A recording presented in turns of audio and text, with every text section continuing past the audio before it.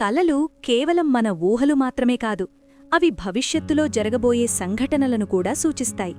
కలలు వచ్చినప్పుడు వాటిని మన కుటుంబ సభ్యులతో గాని స్నేహితులతో గాని పంచుకోవడం చాలామందికి అలవాటు. అయితే డ్రీమ్ ఆస్ట్రాలజీ ప్రకారం కొన్ని కలలను ఎవరితోనైనా పంచుకుంటే అవి నిజంగానే జరుగుతాయట. ఒకవేళ ఎవరితోనైనా చెబితే అవి జరగకపోవచ్చట.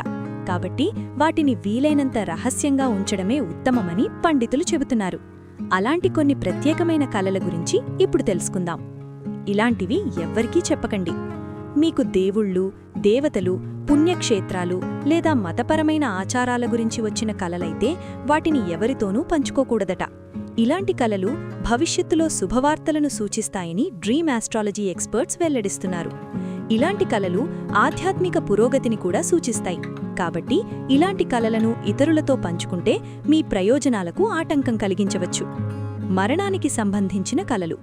తన మరణం గురించి గాని లేదా ఇతరుల మరణం గురించి గాని కల వస్తే అది భయానకంగా ఉంటుంది.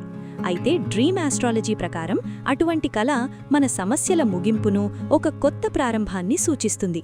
అయినప్పటికీ ఈ కలను ఇతరులతో పంచుకోవడం దాని ప్రభావాన్ని తిప్పికొట్టవచ్చు.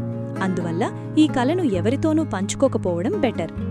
ఇలాంటి కలలను గురించి చెప్పవద్దు. ఒక వ్యక్తి తన కలలో డబ్బు, బంగారం లేదా వెండితో నిండిన కుండను చూస్తే ఈ కల సమీప భవిష్యత్తులో ఆకస్మిక ధనలాభాన్ని సూచిస్తుంది. ఒకవేళ ఇలాంటి కల వస్తే ఇతరులతో పంచుకోవడం వల్ల లక్ష్మీదేవికి కోపం వస్తుందని, ఈ కల ప్రయోజనాలను మీరు పూర్తి స్థాయిలో పొందకపోవచ్చు. డ్రీమ్ ఆస్ట్రాలజీ ప్రకారం నదులు, పర్వతాలు లేదా పచ్చని తోటలు వంటి ప్రకృతి సౌందర్యాన్ని కలలో కనిపించడం కూడా జీవితంలో సానుకూల మార్పులను సూచిస్తుంది.